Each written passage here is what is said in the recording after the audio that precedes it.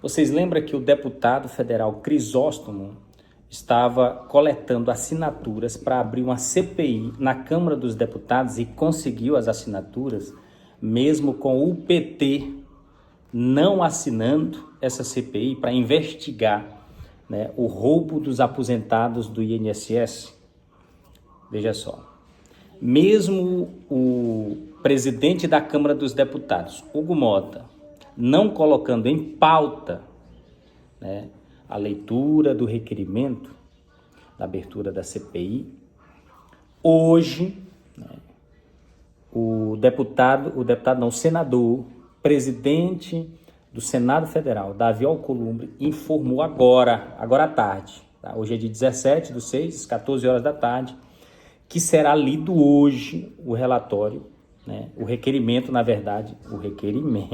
para abertura da CPMI, porque lá também, no Senado, né, foi coletadas as assinaturas de deputados e senadores.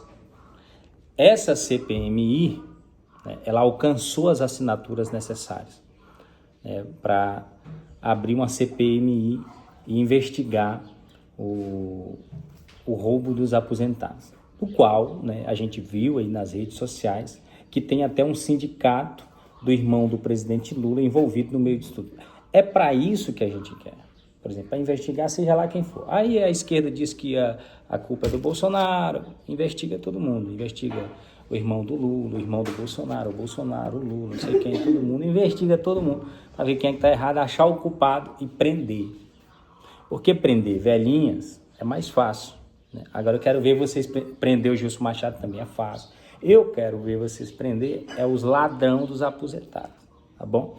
Então, agora, inclusive vou deixar até aqui para vocês verem o momento em que Davi Alcolumbre anuncia, né, que entrará em pauta ainda hoje a leitura do requerimento para abrir a CPMI. Essa CPMI no Senado Federal, ela acontece, inclusive eu tinha visto até o Ciro Nogueira, né, falar sobre isso, de que a abertura da CPMI, né, quando alcança-se o número de assinaturas necessárias, ela é instalada já de forma automática, né? Então, vamos ver no que vai dar. E, inclusive, ele anuncia, né, o presidente ali do Senado, né, Davi Alcolumbre, que lá de, se eu não me engano, de Rondônia, o senador Marcos Rogério será o relator que foi indicado pelo, se eu não me engano, o Isalci, que é o senador Isalci.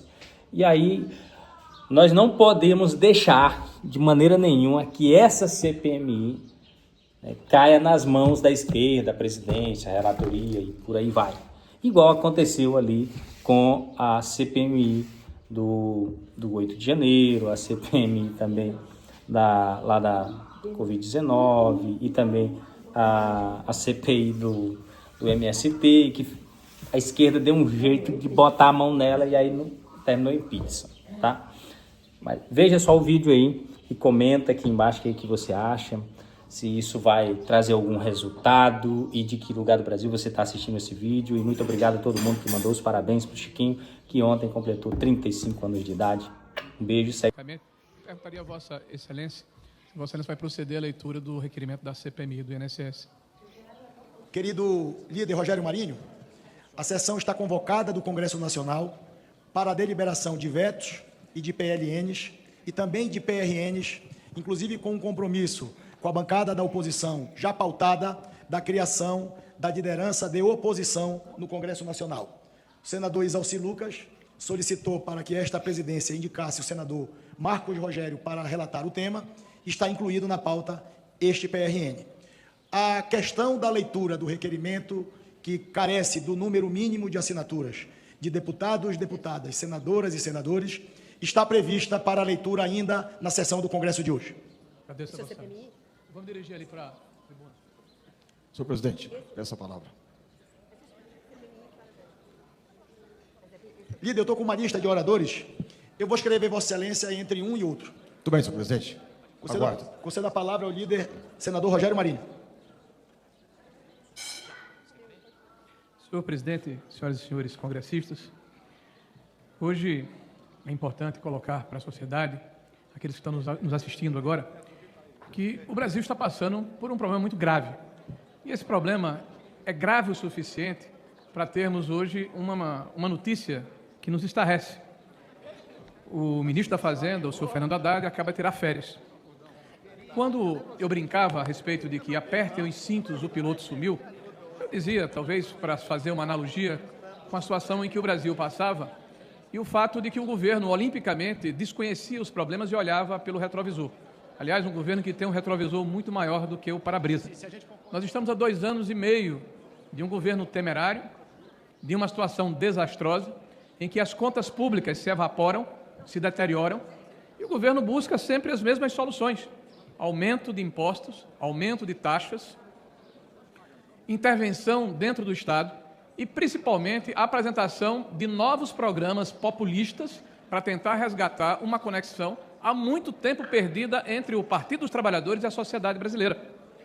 O Partido dos Trabalhadores não fala a mesma língua de quem empreende no Brasil, de quem edifica, de quem constrói, de quem gera emprego, renda e oportunidades. O Partido dos Trabalhadores, na verdade, destrói de forma deliberada a nossa economia. O ministro Haddad, abre aspas, fala: calote em governadores, calote de precatórios, vendeu empresa pública a preço de banana enquanto rifava o Brasil e tentava dar golpe na democracia. Estamos arrumando sua bagunça, Bolsonaro. Quem está isentando o trabalhador do imposto de renda somos nós. Quem cobra imposto de bets e bilionários somos nós. Este governo continua a falar uma linguagem que, na verdade, é muito mais midiática do que assertiva. Cobrar bilionários, o governo propõe taxar pessoas que ganham acima de 50 mil reais. Quem ganha acima de 600 mil reais por ano é bilionário? Menos, senhor ministro. Vossa Excelência fala de cobrar imposto de bets. A oposição foi contra a organização e a formalização dessa ação perniciosa que ataca o tecido social brasileiro. O governo não só formalizou as bets, como taxou-as em 12%, pretende taxá-las em 18% e tornar permanente esse câncer que corrói boa parte da sociedade brasileira, gerando inclusive desagregação familiar e até, em alguns casos, suicídio de pessoas. Então o governo está preocupado novamente em aumentar a sua arrecadação. O governo fala de calote e precatórios.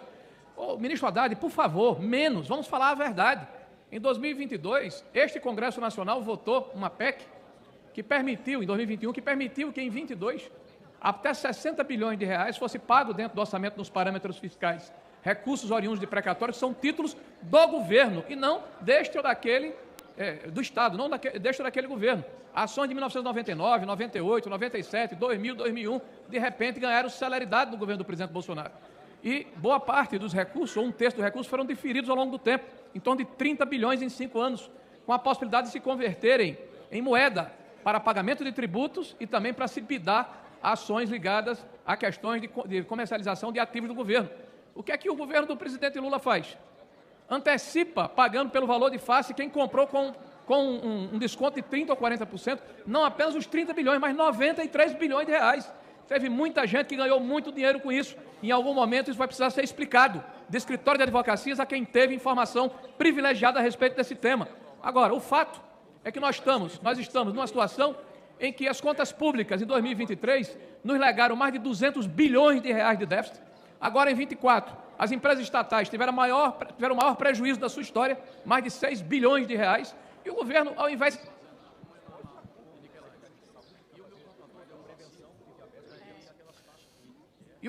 de se debruçar sobre o tema, continua a olhar pelo retrovisor. Governo incompetente.